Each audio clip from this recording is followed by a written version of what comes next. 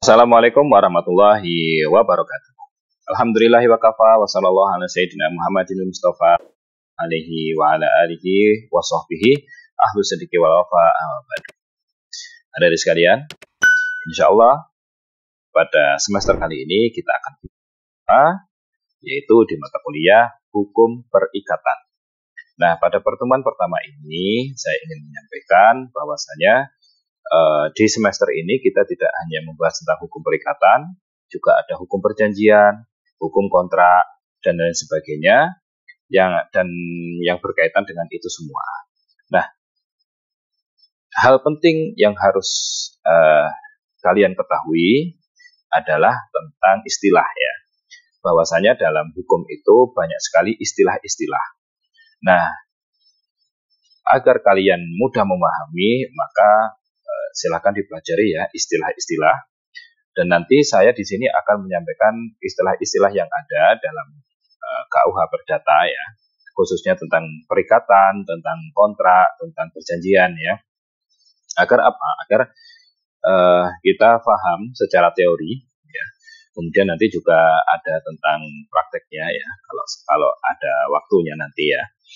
Nah, cuman maksudnya di sini hukum itu mengatur perbuatan manusia ya, kegiatan manusia dan perbuatan manusia ini, dan mereka mengklasifikasikannya itu dalam sebuah istilah. Kita itu kan punya maksud gitu ya, punya keinginan, punya maksud. Nah, maksud kita itu akan kita tuangkan dalam tindakan. Nah, tindakan inilah yang akan merepresentasikan dari maksud itu. Nah, untuk membedakan antara tujuan ini dan tindakan ini, itu begini, nah itu dipakailah istilah-istilah dalam hukum, yang mana hal tersebut akan kita pelajari di semester kali ini. Jadi jangan istilahnya jangan bosan ya, atau jangan kalian itu tidak mau mendengarkan, misalnya gitu ya, karena kita penuh dengan istilah-istilah. Walaupun ya istilah-istilah itu sebenarnya familiar, cuman karena banyak sekali tindakan-tindakan hukum gitu ya yang akan kita bahas. Nah, kita harus bisa memahami istilah itu dan mengklasifikasikannya. Oke, tidak usah berlama-lama, tetap semangat kuliahnya ya. Mari kita mulai kuliah kita pada kesempatan kali ini.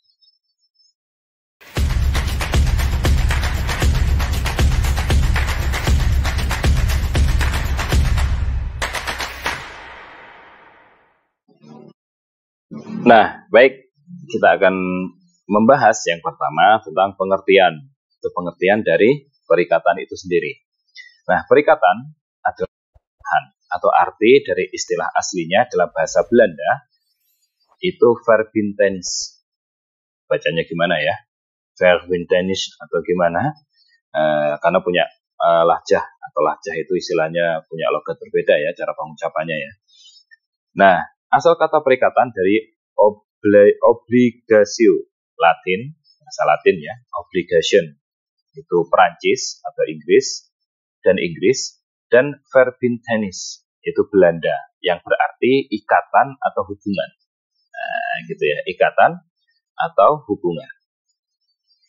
Nah, kemudian Maryam Darus Badruzzaman, ini salah satu istilahnya ahli hukum di Indonesia ya, memberikan pemaknaan terhadap perikatan sebagai hubungan atau hukum yang terjadi di antara dua orang atau lebih yang terletak di bidang harta kekayaan dengan pihak yang satu berhak atas prestasi dan pihak lainnya wajib memenuhi prestasi tersebut. Nah, istilahnya ya kalau dalam perikatan ini, kalau dalam hukum Islam ya fikih muamalah gitu ya. Nah, fikih muamalah itu kan fikih interaksi kita dengan makhluk Allah yang lain, baik itu tentang harta kekayaan dan lain sebagainya. Cuma di sini diperuntukkan untuk harta kekayaan.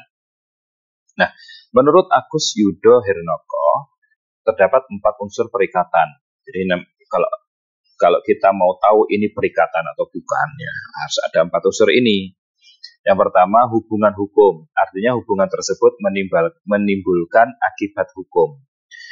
Maksudnya akibat hukum itu ya ada sebuah kewajiban gitu loh. Akibat hukum itu kamu harus begini. Kalau kamu berhubungan ini, ada hubungan hukum ini, kamu harus begini. Kamu nggak harus begini. Kamu harus melakukan ini, misalkan begitu. Nah, kemudian yang kedua bersifat harta kekayaan, yaitu hubungannya berorientasi pada harta kekayaan. Yang dimaksud harta kekayaan di sini adalah harta yang dimiliki ya. Maksudnya itu ya sesuatu yang bernilai gitu loh. Nanti kekayaan itu kan sesuatu yang bernilai. Jadi kalau berkaitan dengan sesuatu yang bernilai, bersifat harta kekayaan itu, maka ini termasuk salah satu unsur dari perikatan.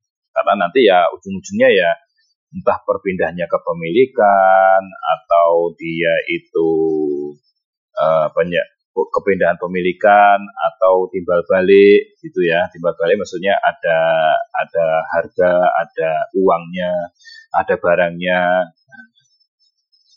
Yang ketiga para pihak ya orangnya, subjek hukum atau orang yang bertransaksi itu atau orang yang berhubungan perikatan itu.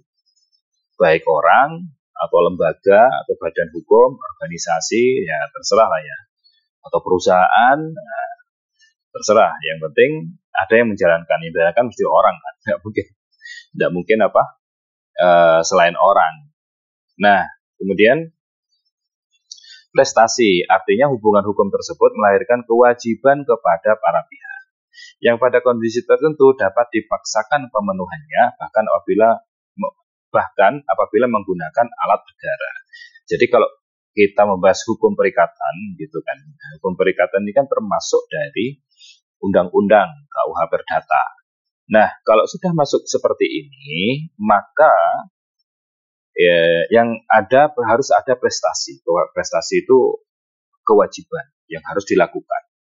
Kalau misalkan dia tidak memenuhi kewajibannya kepada orang yang bertransaksi atau yang berhubungan hukum tadi, maka dia akan dipaksa gitu ya. Negara bisa memaksa menggunakan alat negara. Alat negara itu ya misalkan jaksa, polisi dipaksa. Pengadilan ya, kamu harus memenuhi kewajiban kamu. Jadi nggak bisa macam-macam gitu ya. Nah, ini kalau istilahnya jika terdapat unsur-unsur ini maka itu adalah perikatan. Nah, sekarang kita akan membahas tentang sumber hukum perikatan. Sumber hukum perikatan itu dari mana saja sih? Nah, menurut KUH Perdata, dasar hukum perikatan berasal dari 3 sumber sebagai berikut. Yang pertama, perikatan yang timbul dari persetujuan atau perjanjian. Nah, kedua pihak, debitur dan kreditur dengan sengaja bersepakat saling mengikatkan diri dalam perikatan mana kedua pihak mempunyai hak dan kewajiban yang harus dipenuhi. Seperti jual beli dan sewa menyewa. Otomatis kan ada perikatan, ada hubungan, ada perjanjian kan. Ini saya beli ya, iya. Nah, ini saya sewa ya, iya.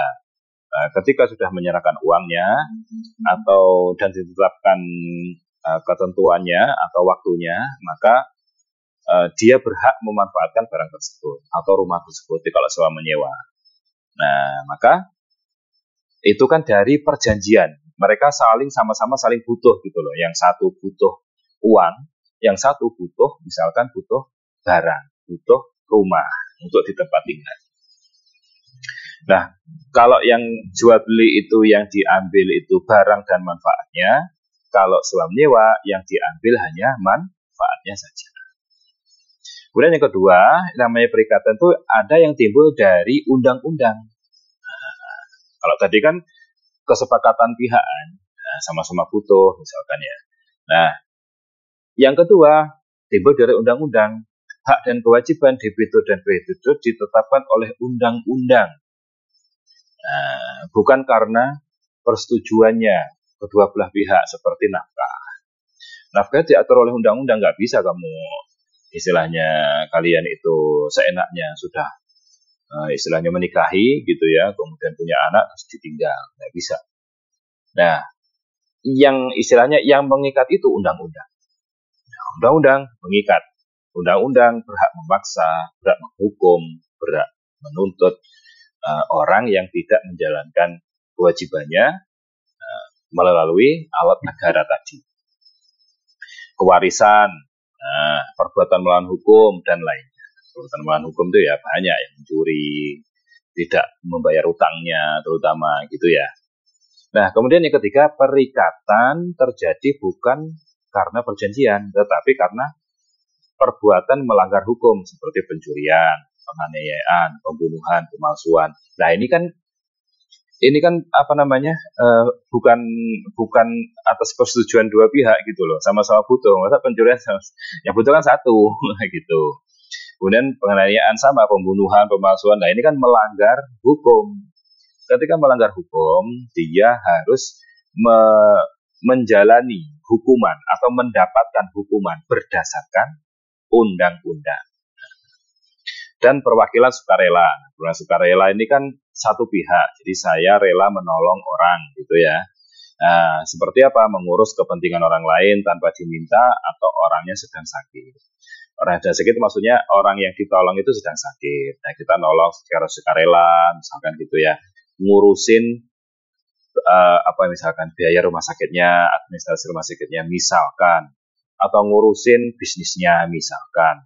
Kita sukarela. Nah, ini kan yang butuh bukan kedua belah pihak, tapi salah satu pihak. Cuma di sini memang menjadi sumber hukum perikatan. Gitu ya. Kemudian selanjutnya kita membahas tentang unsur-unsur hukum perikatan. Ada unsur-unsur apa saja di dalam hukum perikatan. Nah, kita harus tahu gitu ya. Nah, menurut Ahmad Dimiru, unsur-unsur perikatan dari sudut pandang perjanjiannya adalah, jadi unsur-unsur perikatan ini kan dari sudut pandang perjanjian, kedua belah pihaknya ini gimana. Yang pertama, harus ada unsur esensialia dalam perjanjian. Apa itu? Yaitu berupa prestasi-prestasi yang wajib dilakukan oleh salah satu atau lebih pihak yang mencerminkan sifat dari perjanjian tersebut, yang membedakannya secara prinsip dari jenis perjanjian lainnya. Nah, misalnya dalam kontrak jual beli harus ada kesepakatan mengenai harga dan barang dan harga. Nah, jadi unsur esensial ini harus ada, gitu ya. Harus ada dalam perjanjiannya. Tidak bisa, tidak ada, harus ada. Kalau mau nyewa apa? Harganya berapa? Waktunya berapa lama? Harus sesuai kesepakatan. Nah, makanya harus disebutkan unsur esensial ini harus disebut. Mau beli apa? Beli barang apa? Nah, misalkan beli beras 10 kilo. Nah, misalkan harganya 10.000. Nah, misalkan begitu. Harus ada gitu loh, yang ini harus ada. Kalau sudah ditentukan kan jelas barangnya gitu. Walaupun beras itu kan macam-macam macam-macam jenisnya, ada yang mahal, ada yang murah. Gitu. Nah, yang penting kan jelas beras. Mau beli misalkan mobil, jelas mobilnya. Mau beli mobil pokoknya. Nah, itu namanya unsur esensialia yang harus ada dalam perjanjian. Coba kalian istilahnya tiba-tiba ada orang datang mau beli apa nggak nyebut, kan bingung. Makanya kalau seperti itu nggak bisa perikatan itu terwujud, nggak bisa gitu ya. Yang kedua, unsur naturalia dalam perjanjian, yaitu unsur yang telah diatur dalam undang-undang. Nah, misalnya jika dalam kontrak tidak diperjanjikan tentang cacat tersembunyi, secara otomatis berlaku ketentuan dalam BW ini kan buku yang dibuat Burgerlijk Wetboek ini, yang di undang-undang perdata yang dipakai di Belanda, yang dibawa ke sini ya. Nah, secara otomatis berlaku ketentuan dalam BW bahwa penjual yang harus menanggung cacat tersembunyi. Nah, misalkan sampean beli mobil, ya kan, nggak ngerti mesin, nggak ngerti apa, beli mobil bekas. Nah, unsur naturalia ini dalam perjanjian ini itu undang-undang melindungi kita gitu ya, dari kita dibohongi, dari kita ditipu tentang mobil ini. Misalnya, mobilnya kinclong, bagus, wangi gitu kan, terus pajaknya panjang, bersih gitu lah, ternyata dipakai mesinnya itu bermasalah, misalkan mesinnya itu ya bisa jalan tapi nggak ada tenaganya. Itu kan cacat tersembunyi. Atau misalkan olinya ternyata tempat olinya misalnya ya, atau olinya itu dicampur apa di dalam, akhirnya dapat merusak mesin nanti ini kalau nggak segera diperbaiki. Nah itu kan cacat tersembunyi. Nah cacat tersembunyi ini dilindungi, gitulah. Cacat tersembunyi ini istilahnya undang-undang itu melindungi kita dari kita ditipu cacat tersembunyi ini. Nah gitu ya. Kalau misalkan ada cacat tersembunyi, ternyata ada cacat tersembunyi, nah maka undang-undang bisa menuntut penjual gitu ya untuk memperbaiki atau untuk membatalkan atau dan lain sebagainya, tergantung dari bagaimana nanti istilahnya dipandang ya, dianalisis atau dari sudut pandang mana, mau diakhiri kontraknya atau perjanjiannya atau tidak. Intinya apa? Undang-undang melindungi konsumen dari cacat tersembunyi. Kemudian yang ketiga, unsur aksidentalia dalam perjanjian, yaitu merupakan unsur yang suatu saat ada atau mengikat para pihak jika para pihak memperjanjikannya. Kalau tadi kan cacat tersembunyi ini kan tidak diperjanjikan, tidak ada, tapi dilindungi sendiri oleh undang-undang. Nah, kalau ini kita sebenarnya bukan hal penting, tapi dijadikan unsur, dijadikan istilahnya hal itu penting. Apa? Misalnya dalam jual beli dibuat ketentuan mengenai tempat dan saat penyerahan bendaan yang dijual atau dibeli. Nah, yang namanya jual beli kan harus serah terima. Ya, serah terima itu kan terserah, gitu kan. Yang penting harus ada serah terima. Cuman waktunya, tempatnya, misalkan ya, kapan, itu kan bukan hal yang penting, bukan hal yang pokok. Yang pokok itu diserahkan. Nah, ketika kita menentukan kalau mau serah terima barang ya diantar ke rumah misalkan begitu. Nah, itu namanya apa? Unsur aksidentalia. Nah, unsur aksidentalia ini ya harus dipenuhi ketika diperjanjikan. Nah, ketika ditulis di akta perjanjian itu harus dipenuhi. Nah, karena walaupun hal tersebut secara hakikatnya bukan hal pokok, tapi kan telah disepakati bersama. Nah, sekarang kita akan membahas tentang objek hukum perikatan. Objek hukum perikatan adalah prestasi, yaitu kewajiban yang harus dilaksanakan. Selama hubungan hukum yang terlahir dari perjanjian itu belum berakhir, maka pada salah satu pihak ada beban kontraktual. Nah, kalau belum dilakukan berarti kan masih ada beban, masih ada kewajiban yang harus ditunaikan gitu loh. Ada keharusan atau kewajiban untuk memenuhinya. Kewajiban juga dapat muncul dari peraturan hukum yang telah ditentukan oleh lembaga yang berwenang yang disebut wajib hukum. Misalnya, pemilik sepeda motor wajib membayar pajak sepeda motor. Nah, ini kan kaitannya dengan undang-undang ya. Nah, maka yang namanya objek hukum perikatan itu kan ya berarti kewajibannya itu. Nah, tadi kan sumbernya ada tiga ya sumber hukumnya. Ada dari perjanjian, undang-undang, intinya itu ya. Nah, kalau dari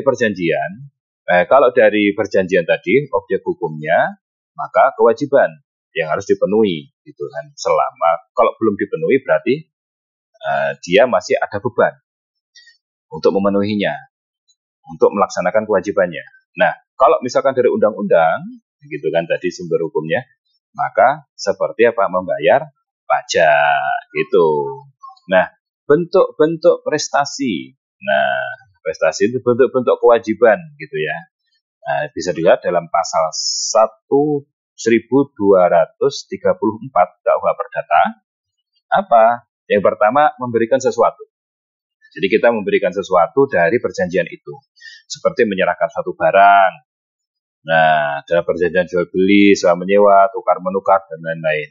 Nah, kalau kita menyewa mobil ya, diserahkan mobilnya. Kalau membeli mobil ya diserahkan mobilnya. Gak bedanya kan, kalau jual beli, diserahkan barang dan manfaatnya. Kalau menyewa, diserahkan, yang diambil hanya manfaatnya saja. Itu kalau memberikan sesuatu. Melakukan suatu perbuatan, misalkan membangun rumah, kita manggil kontraktor untuk membangun rumah. Kemudian yang ketiga, tidak melakukan suatu perbuatan.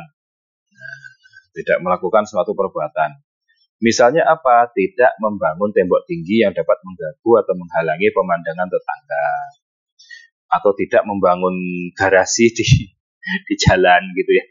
Kan banyak orang beli mobil tapi nggak punya garasi. Akhirnya bangun garasi di bahu jalan. Bahkan di jalannya sendiri itu dibuat garasi dan lain sebagainya.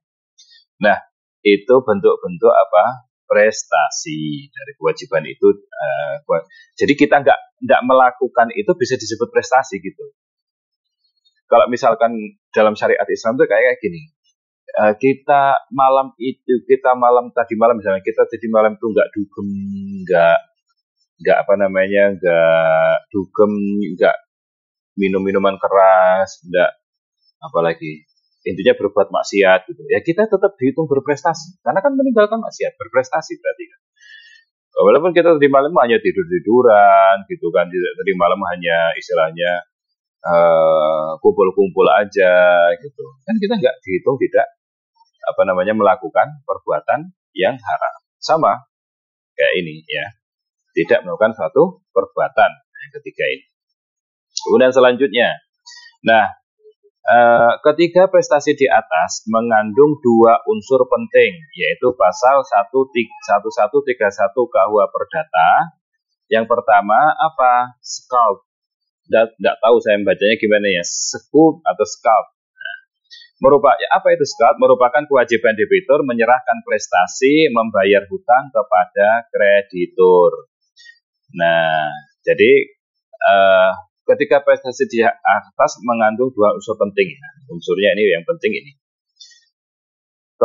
Yang kedua, haftung, yaitu membiarkan harta kekayaannya diambil oleh kreditur sebanyak utang debitur untuk pelunasan utang tadi jika debitur tidak memenuhi kewajibannya membayar utang. Jadi gitu adik-adik ya. Ketika kita mengambil hartanya orang lain, utang, akan mencuri, menipu dan lain sebagainya, dia harus mengembalikan. Gitu. Harus mengembalikan. Oh saya nggak bisa membalikan, ya kamu punya apa? Nah, kalau di Barat kan gitu, kalau di Eropa. Sama di Islam juga harus mengembalikan. Nah, sama. Cuman kan tahapnya dan lain sebagainya kan mungkin di Islam berbeda ya, tahap-tahapnya dan lain sebagainya. Cuman ya nggak bisa. Kalau kita merugikan orang lain, harus ada ganti ruginya. Harus ada ganti ruginya. Nah, keadaan debitur terkait teori Skuld dan Haftung, nah ini ada beberapa keadaan ya. Debitur itu menurut Skuld dan Haftung itu ada beberapa keadaan. Apa saja sih keadaannya? Yang pertama, Skuld dan Haftung sekaligus. Nah, yaitu hukum dapat memaksa debitur tersebut agar memenuhi prestasi yang terbit dari perikatan tersebut, baik dengan sendirinya yang dinamakan skuld atau karena hukum, yaitu haftung seperti perikatan jaminan utang. Jadi maksudnya begini, ketika kita utang kepada orang lain, otomatis kan kita harus membayar skuld dengan sendirinya, atau karena hukum. Dalam perikatan jaminan utang, berarti kan ada pihak ketiga yang menanggung utang itu.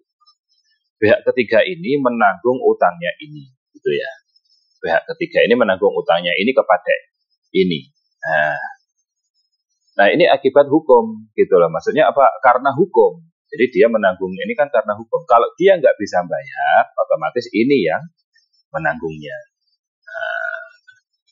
Jadi skuld dan haftung sekaligus. Nah, gitu.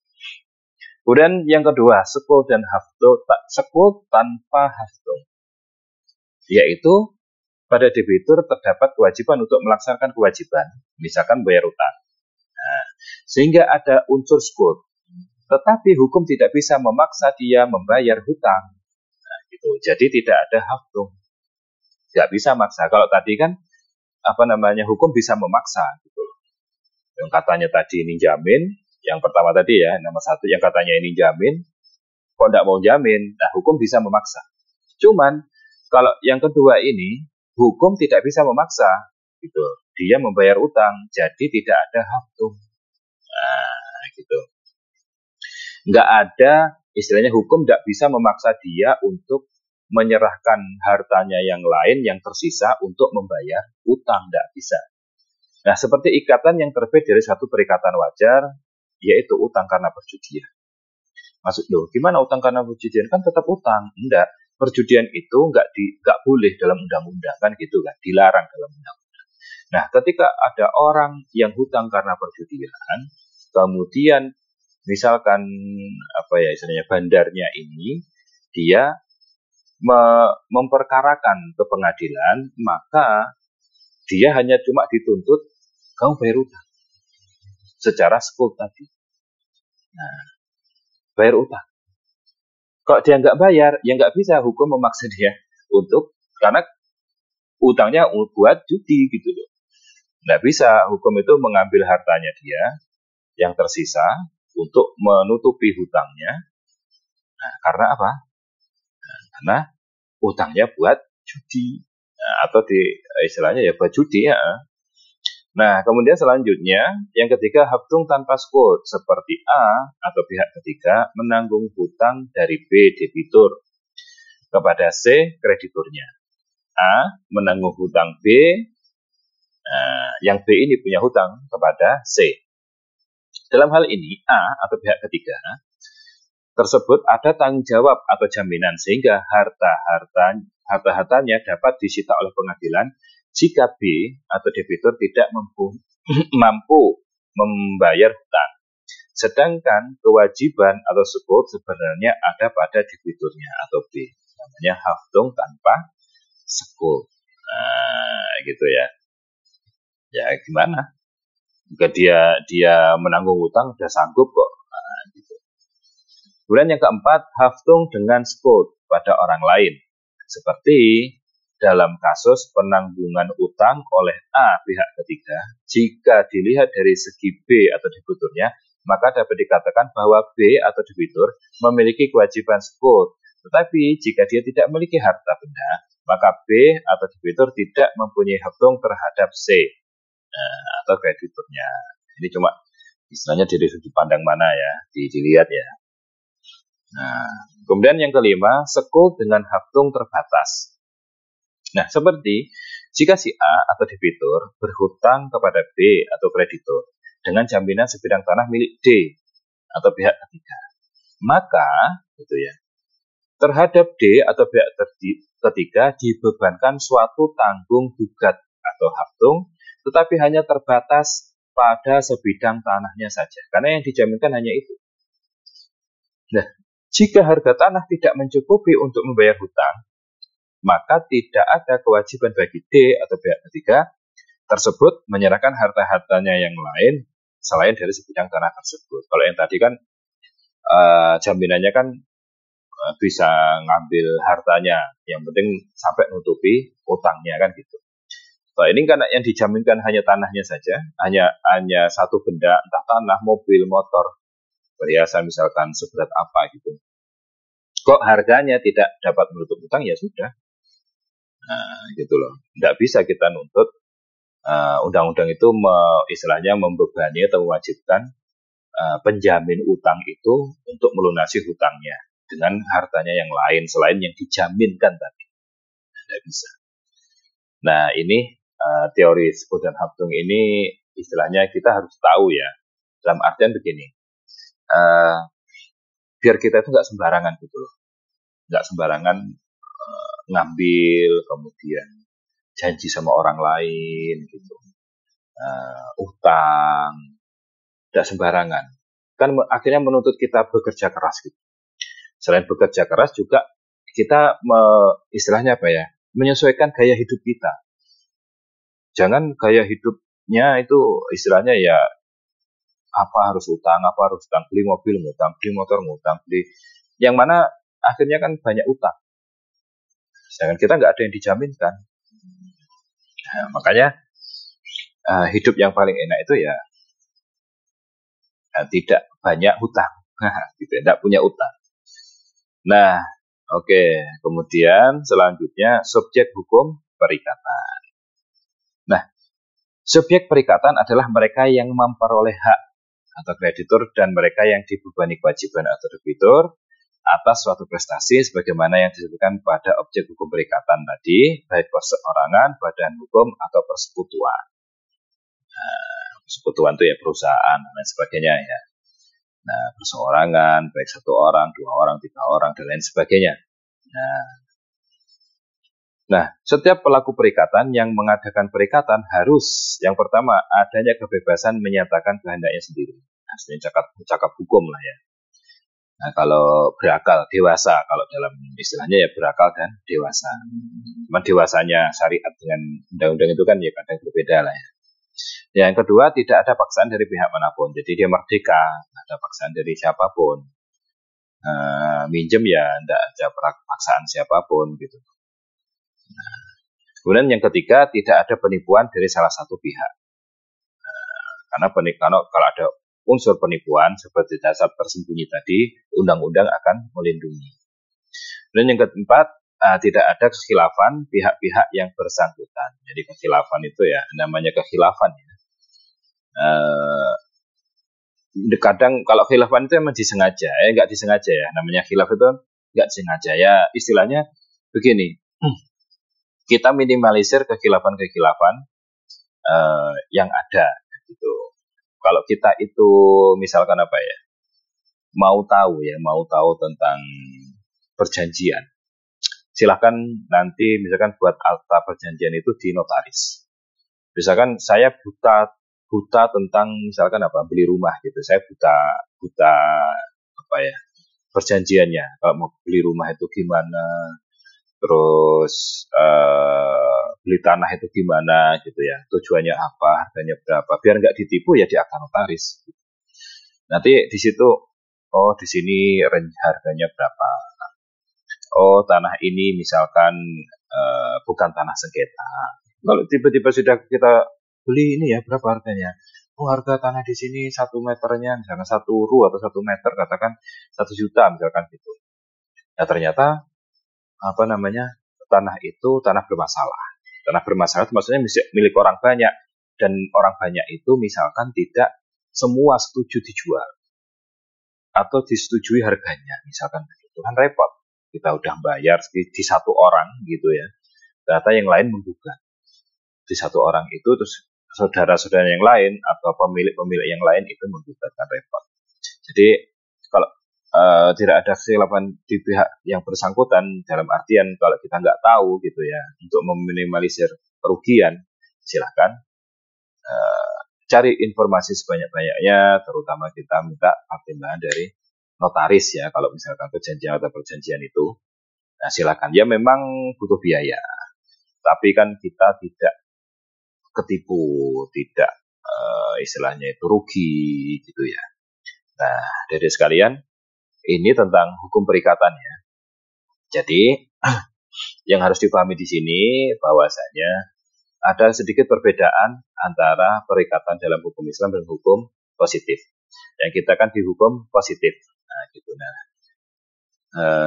Dan undang-undang itu tetap melindungi kita walaupun kita itu tidak tahu apa-apa karena kita warga negara gitu, dilindungi oleh undang-undang. Oke, adik-adik sekalian, ingat ya, banyak istilah-istilah dalam perdata ini. Semoga tidak bosan dan tidak lari ya kalian. Karena ya namanya mahasiswa hukum harus mengerti hukum. Dan perbuatan-perbuatan itu ada istilah-istilahnya sendiri. Nah, terima kasih atas perhatiannya. Kalau ada yang kurang, yang salah, silahkan tulis di kolom komentar. Nah, assalamualaikum warahmatullahi wabarakatuh.